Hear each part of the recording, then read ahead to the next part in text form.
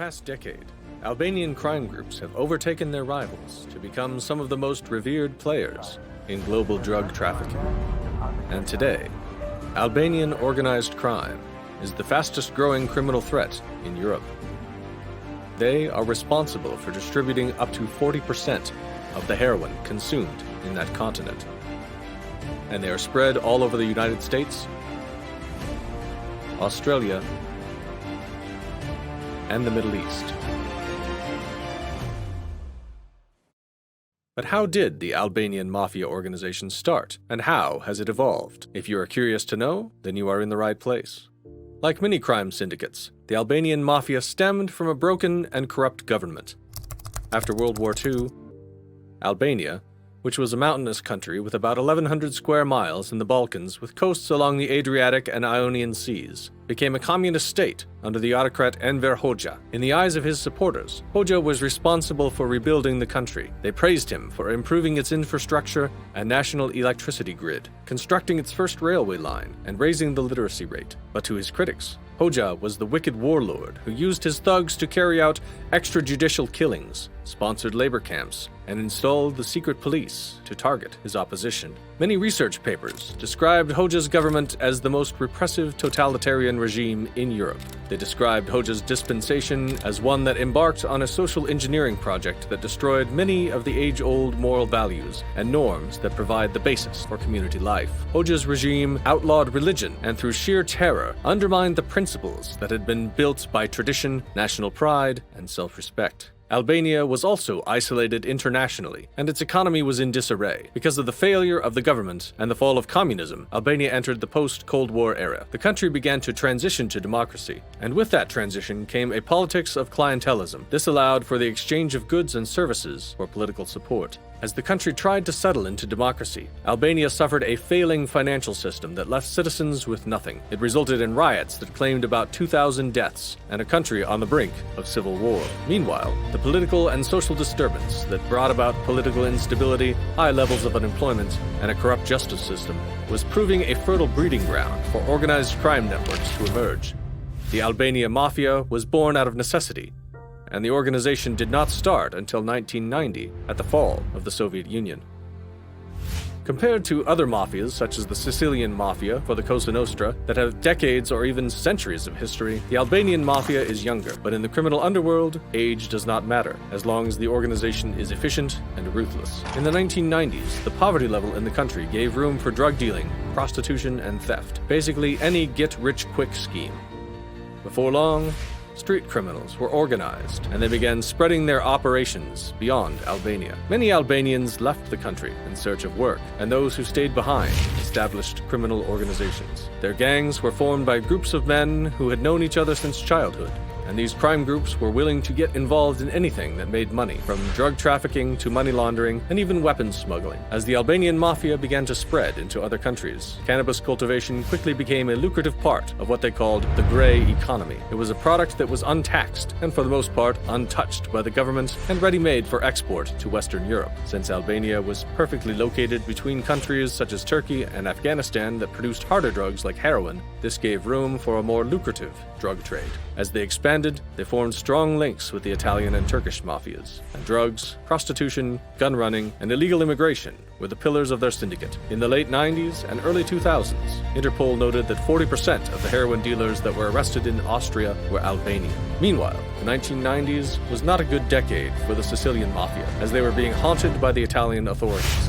But what was the Sicilian Mafia's loss was the Albanian Mafia's gain. The fall of the Sicilian Mafia helped the Albanian Mafia enlarge its sphere of operations so that by 2000, it controlled more than 70% of the heroin market in Austria, Germany, and the Scandinavian countries. The Albanian Mafia pimped out thousands of prostitutes across Europe and organized highly lucrative burglaries. In 2010, when the Council of the European Union approved visa-free travel to the EU for Albanian citizens, Albanians headed west, first to Germany and then to France. France. With a group in France, the Albanian Mafia's business was booming, while the police in France worked to smash well-organized heroin and cocaine networks. In 1 year, the French dismantled 18 Albanian smuggling networks and made 83 arrests. But despite their efforts, the Mafia continued to traffic people from Asia and the Middle East into Europe, especially into Great Britain. The Albanian Mafia smuggled people by lorries, but as the British and French authorities tightened security at channel ports, the Albanians switched tactics. In 2018, the Albanian Mafia decided to use boats from remote stretches of the coastline to smuggle illegal immigrants. It was a few hundred people at once, but soon, as they realized how easy it was, since the British authorities were kind to those who came ashore because of Theresa May's Modern Slavery Act of 2015, they sent several boats across the channel. In 2019, about 1,843 immigrants came to the UK by boat. In 2020, about 8,466 more came in, and by 2021, 39,430 made the crossing. Among that number were 12,000 Albanians. 10,000 of them were single men between the ages of 18 and 35. Some of them may have had the intention to get legitimate jobs, but many were in Britain to work for the Mafia. With a thriving business empire in Europe, the Albanian Mafia decided to spread its tentacles into Britain. They were so heavily invested in everything from drugs, human trafficking, and assassination that by 2019, it was reported the Albanian Mafia was seizing power within the UK criminal underworld and was on their way to a near total takeover of the UK's £5 billion cocaine market. The Albanians were able to conquer the UK's cocaine market by making friends with the world's most dangerous mafias and the absolute threat of violence. They began with a business model that had a simple concept. In the past, cocaine's international importers worked separately from its wholesalers and gangs. As such, the pricing structure varied depending on the drug's purity. This meant that the higher the purity, the more it cost. The Albanians abandoned that model and decided to negotiate directly with the Colombian cartels, who controlled coca production. And of course, supply chains were kept in-house. Most of the Albanian networks were old-fashioned, as a typical structure was made up of a family clan.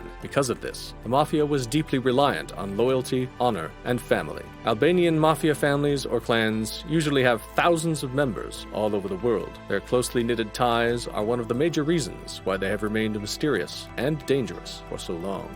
Like the Italian Mafia, they also rely on loyalty and honor. They follow old-fashioned rules that have made them impenetrable. Even the FBI has failed several times in the past to infiltrate the group, and the major reason for this is because of the term they called besa. Besa, which means trust or faith, or to keep the honor, is like the Albanian equivalent of the Italian Mafia's omerta. Besa is their highest authority. It is a pledge of honor, as solemn as a blood oath. The term besa had been around since the 15th century, before the Albanian Mafia started. It is regarded as a verbal contract of trust, so when members give their besa, they stick to their word no matter what. Albanians would rather die than break besa. Also, since Albanian criminal gangs were formed by groups of men who were related or had known each other since childhood, besa was what bound them for life. As such, betrayal was almost unthinkable. Interestingly, even though the Albanian Mafia's hierarchy was based on family, there was never one Albanian Mafia. It was just a number of separate clans, dominated by numerous powerful families, and the traits that linked them together was the besa honor that bound them and the level of violence they were willing to inflict on their victims. To find out what kind of crimes the Albanian Mafia was involved in, researchers in Albania's capital, Tirana, analyzed nearly 4,000 pages of legal decisions between 2006 and 2014. They discovered that drug trafficking accounted for 42% of cases, weapons trafficking took up 18%, human trafficking accounted for 17%, smuggling of migrants took up 9%, and extortion 8%. While human and weapons trafficking and prostitution are just a small part of Albanian organized crime, they are number one in drugs. They have taken over from other mafias and gone directly to the producers of the drugs. Over time, the Albanian Mafia continued to branch out, and Albanians arrived in New York in large numbers in the 1960s. They settled in an Italian neighborhood in the Bronx, but it was after the U.S. near-financial collapse in 1997 that Albanian crime groups began to expand rapidly. According to the United Nations, the Albanian organized crime groups were global players in arms, drug trafficking, cybercrime, and money laundering. In 2004, the Albanian Rudai organization was labeled the sixth crime family in New York. The organization was named after Alex Rudai, who was very ruthless and notorious. Rudai migrated to the US in the 1980s and started the organization in the early 90s. He had ties with the infamous Italian Gambino crime family, but in 2006, Rudai became the center of attention for the feds. He was arrested and charged with a long list of racketeering and gambling charges. At the time, Rudai was 38 years old, but he was sent to 27 years in prison. Still, with the arrest of numerous members of the Albanian Mafia over the years, business is moving on and thriving. According to Dricim Chaka, one of Albania's foremost investigative journalists, Albanian gangs are becoming stronger abroad, especially in Britain, the Netherlands, Belgium, Italy, and Spain. Also, Albania has now become Italy's main supplier of cannabis, not the Italian mob, which is quite ironic. But Chaka has discovered that the Albanian Mafia has become more violent and is involved in killings and threats to control their territory. They have continued to grow and sell cannabis in different parts of the country. Just last year, in 2022, the British police uncovered a cannabis farm with 75 plants worth a total of £61,000. It was not a surprise that the cannabis farm was located there because the police had raided that location 9 different times since 2015. However, what was surprising was the 22-year-old Albanian Ferbent Hoxha, who was supposedly deported after an earlier raid, was back carrying out business as usual. Hoxha's nationality suggested to the police that the cannabis operation was run by one of the ruthless Albanian gangs that are becoming even more brazen as they target the young and vulnerable. Currently, investigations show that record numbers of Albanians make the dangerous trip by boat across the channel to the UK. Some come to the UK to legally work hard and make money, but Albanians now account for about 40 to 60% of migrants that illegally cross to the UK. In one day,